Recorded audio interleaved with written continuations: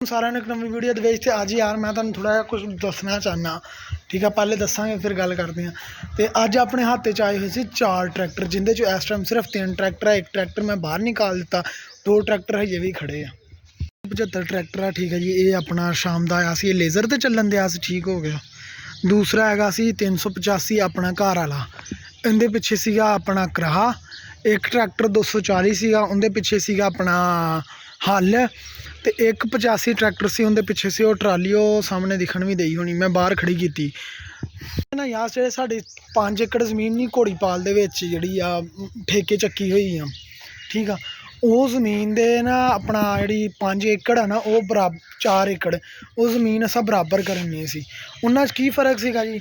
ਉਹਦੇ 'ਚ ਇਹ ਫ਼ਰਕ ਆ ਕਿ ਜਿਹੜੇ ਪਹਿਲਾ ਏਕੜ ਸੀ ਆ ਨਾ, ਉਹਦੇ 'ਚ ਹੈਗਾ ਸੀ 2 ਫੁੱਟ ਦਾ ਫ਼ਰਕ, ਅਗਲੇ ਵਾਲੇ 'ਚ ਹੈਗਾ ਸੀ ਫੁੱਟ ਦਾ ਫ਼ਰਕ, ਉਸ ਤੋਂ ਪਿਛਲੇ ਵਾਲੇ 'ਚ ਹੈਗਾ ਸੀ 3 ਫੁੱਟ ਦਾ ਫ਼ਰਕ।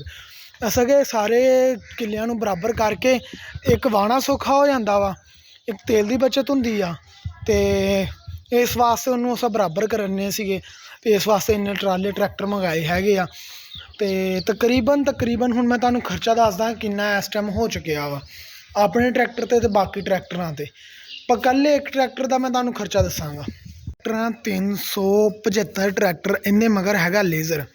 ਇਹਦਾ ਕੱਲ੍ਹ ਦਾ ਖਰਚਾ ਕੱਲ੍ਹ ਦਾ ਖਰਚਾ 30,000 ਰੁਪਇਆ ਬਣਿਆ। 10 ਘੰਟੇ ਟਰੈਕਟਰ ਚੱਲਿਆ, ਇਹਦਾ ਕੱਲ੍ਹ ਦਾ ਖਰਚਾ 30,000 ਰੁਪਇਆ। ਆਪਣੇ ਵਾਲੇ 'ਚ ਪਿਆ ਵਾ 80 ਲੀਟਰ ਤੇਲ।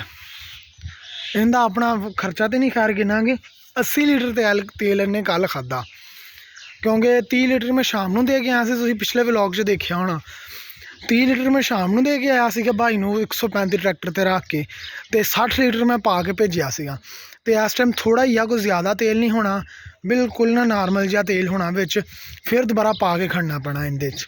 ਇੰਨੀ ਦੇਰ ਵੀ ਵੱਡਾ ਭਾਈ ਚਲਾਉਂਦਾ ਰਿਹਾ, ਇਹਨੂੰ ਦੂਸਰੇ ਹਾਈ 'ਚ ਚਲਾਇਆ, ਕਿਉਂਕਿ ਉਹ ਪਰਲੇ ਏਕੜ 'ਚ ਜ਼ਮੀਨ 'ਚੋਂ ਚੱਕ ਕੇ ਅਤੇ ਪਹਿਲੇ ਏਕੜ 'ਚ ਸੁੱਟਣੇ ਆ।